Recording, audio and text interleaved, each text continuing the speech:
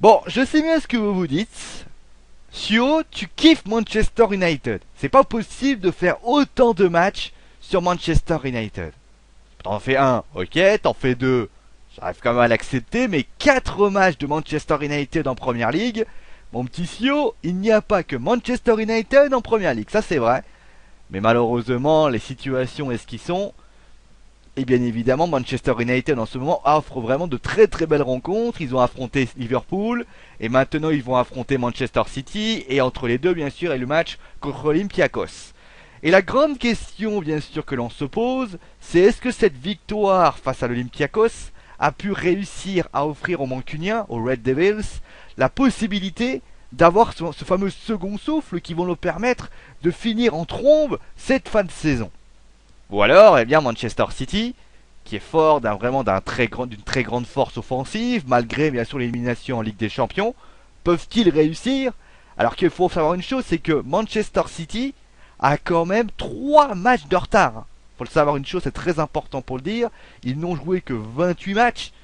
Donc ça veut dire que concrètement, ils peuvent réussir à prendre, on va dire, 9 points. Ils sont on va dire subtilement, ils sont capables de pouvoir dépasser Chelsea et de ramener donc, donc 9 points. Et 9 points, donc 63 plus 9, ça fait 72. Et donc il est à 3 points de Chelsea. Mais comme on dit très souvent, quand un match n'est pas joué, il faut le faire, parce que bien sûr, un match qui n'est pas joué peut entraîner une défaite. Après, bien sûr, cette magnifique introduction va commencer donc avec Manchester United, qui, donc, eh bien, comme je l'ai dit tout à l'heure, a quand même réussi à avoir ce fameux second souffle.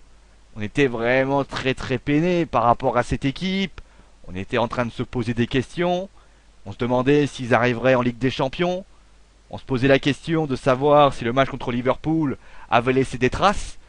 Et finalement, eh bien, on a vu une équipe, vous avez pu voir ça avec le Match of the Days. C'est vrai qu'ils ont eu vraiment une très très belle prestation malgré le fait. Et c'est pour ça d'ailleurs que je suis très inquiet quand même par rapport à ce match-là. Manchester United a quand même eu d'énormes problèmes défensifs. Notamment Patrice Evra qui s'est fait dépasser à chaque fois. J'ai trouvé l'équipe en grosse difficulté parce qu'elle n'a pas eu le défi physique à un moment donné.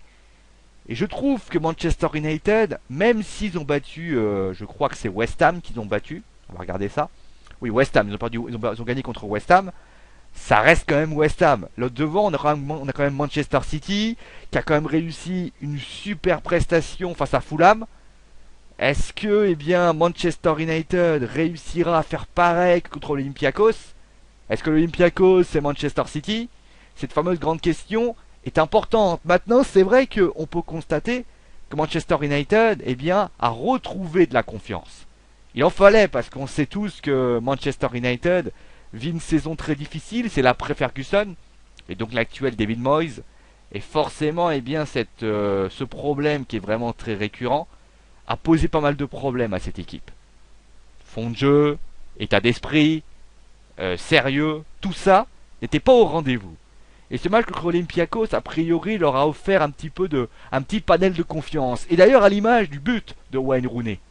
Wayne Rooney qui est quasiment au milieu de terrain, dans le rond central, et qui dégaine une frappe qui lobe carrément le gardien. C'est un but exceptionnel. C'est un but 5 étoiles, comme bien sûr le Classico entre le Real Madrid et le FC Barcelone. Ils ont permis quand même de gagner contre West Ham.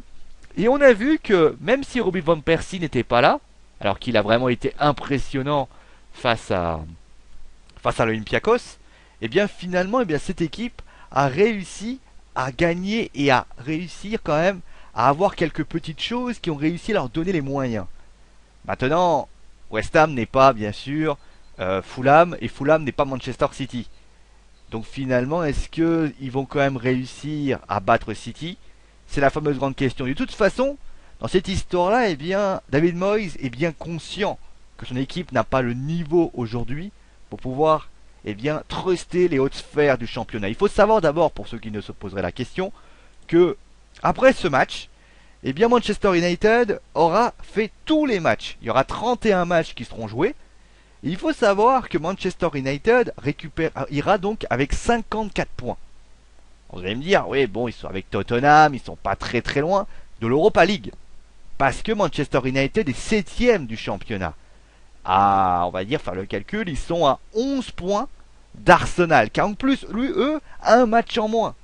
Ce qui veut dire concrètement, si vous comprenez ce que je veux dire, c'est que la quatrième place n'est pas du tout assurée, pour même très difficile, l'Europa League, pourquoi pas.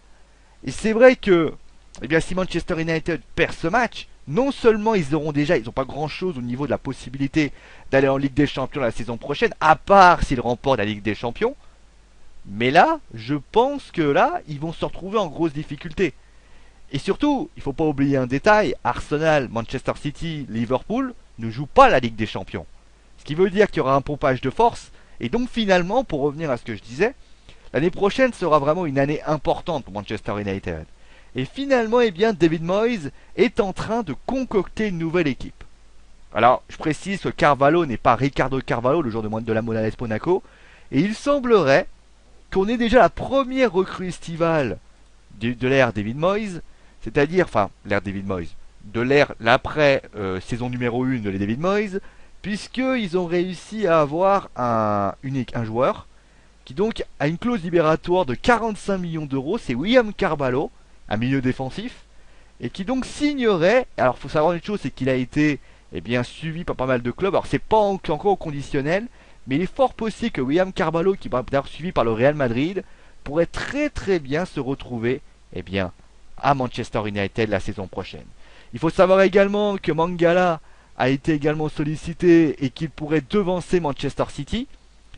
Et puis voilà, il y a pas mal de joueurs. Il y a donné que Nani pourrait quitter, mais Garay pourrait venir à Manchester United. Donc il y a quand même des choses qui peuvent être intéressantes par rapport à tout ça. Mais le problème, c'est Mangala. Il est pisté par City, il est pisté par Barcelone, il est pisté par le Paris Saint-Germain.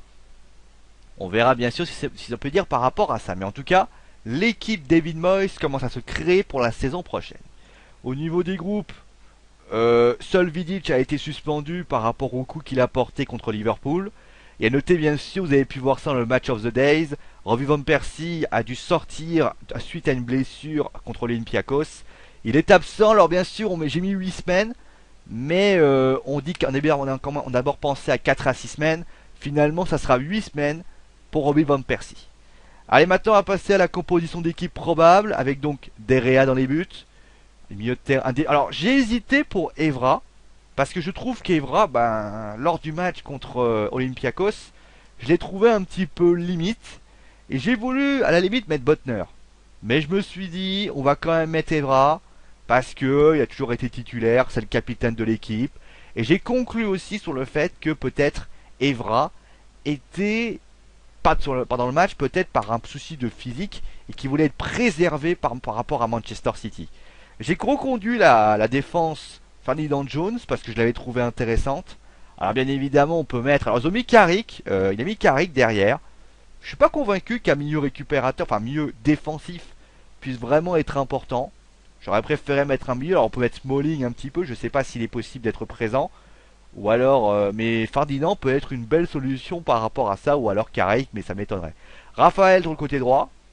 Ensuite, nous avons alors Carrick et Fellaini. Alors Fellaini, j'ai beaucoup hésité avec Fletcher, mais Fellaini m'avait beaucoup fait pas mal d'impressions lors du match contre Liverpool, et je tenais vraiment à avoir un bon créateur par rapport à ça. Ensuite, eh bien, nous avons Welbeck, Valencia et Mata. J'estime que Juan Mata mis derrière l'attaquant peut être intéressant. Welbeck et Valencia sur les côtés avaient pas mal de posés de problèmes contre l'Olympiakos. Et enfin Wayne Rooney qui reprend sa place de buteur puisque Robin Van Persie n'est pas disponible pour ce match-là. Ensuite, eh bien, place à Manchester City. Que j'ai oublié le logo, désolé pour ça. Je vais essayer de le mettre, le petit logo, vous inquiétez pas, il y a une petite erreur par rapport à ça. Donc, première chose, eh bien, la Première Ligue. Il faut le dire, ça a été une excellente victoire de la part des joueurs de Fulham. Ils ont été fantastiques. 5-0, triplé de Yaya Touré quand même. D'ailleurs, Mauricio Pellegrini a dit simplement que ça a été un match incroyable de Yaya Touré. Et j'ai envie de lui dire, c'est totalement vrai. Je trouve qu'il a été tout simplement exceptionnel dans ce match. Et tout simplement, Samir Nasri qui a envie d'être gardé. Ça reste quand même très intéressant et bravo à eux par rapport à ce match. Ensuite, eh bien, nous avons malheureusement cette élimination en Ligue des Champions. On le sait, ce match contre le Barça qui s'est joué au match aller. avec cette défaite contre 2 buts à 0 contre le FC Barcelone. Je crois que ça a été vraiment le tournant de la rencontre, c'est-à-dire qu'il y avait un match retour, mais malheureusement, eh bien, au Camp Nou, c'est très difficile de remporter son match. Et finalement, eh bien, en Ligue des Champions, eh bien, défaite et donc élimination de. Ah, j'ai oublié de dire d'ailleurs que Manchester United affrontera le Bayern de Munich. Donc on verra s'ils réussiront par rapport à ça. Ensuite, eh bien, voilà, la chose, on va continuer à parler transferts. David Silva avait été pisté par le FC Barcelone, d'ailleurs justement.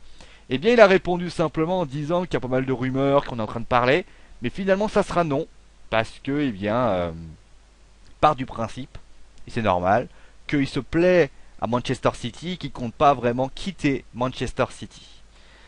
Pour ce qui s'agit de le groupe. Alors le groupe, il y a tout d'abord le retour de Vincent Kompany qui a été suspendu, donc il est de retour dans ce match-là. Il y en a un par contre qui ne sera pas là, c'est bien sûr Sergio Aguero, qui sera remplacé, je pense, par Negredo, pour information. Bien sûr, au jusqu'en janvier, donc il ne pourra pas, il a déclaré forfait par rapport à ce match-là. Et donc, pour la composition d'équipe probable, nous avons donc Hart dans les buts. Normal.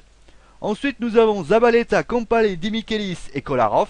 Alors, pourquoi à la place de Kishi? Parce que je trouve que Kolarov est meilleur, tout simplement. Ensuite, eh bien, Fernandinho et Yaya Touré. Normal. Ensuite, nous avons Nasri, David Silva et Joe Milner. Et enfin devant, eh bien, Negredo, qui sera bien sûr en pointe de cette attaque. Voilà, c'est à peu près tout ce que j'avais à dire par rapport à ce match-là. Vous vous rendez compte quand même que la composition d'équipe prend beaucoup plus facile, prend moins de temps, c'est normal. Et donc finalement, voilà, un 4-2-3-1 très sympathique. Kompany qui revient. C'est une équipe impressionnante sur le plan offensif. Et on a vu ce qui s'est passé avec Arsenal ce week-end. Est-ce que Manchester United pourrait subir les foudres de ce qui s'est passé avec Chelsea pour Arsenal? Je ne sais pas. En tout cas, nous, on va se retrouver bien sûr pour l'après-match avec les notes des deux équipes. Et bien sûr, je vous rappelle que pour ceux qui sont fans du derby de la Rhône-Alpes, il y aura Lyon-Saint-Etienne qui arrivera très très vite. Allez, maintenant je vais vous laisser. Bon match à tous. Et comme je dis toujours, et j'ai envie de le répéter une nouvelle fois, c'est mon dernier mot. Parce que je l'ai dit.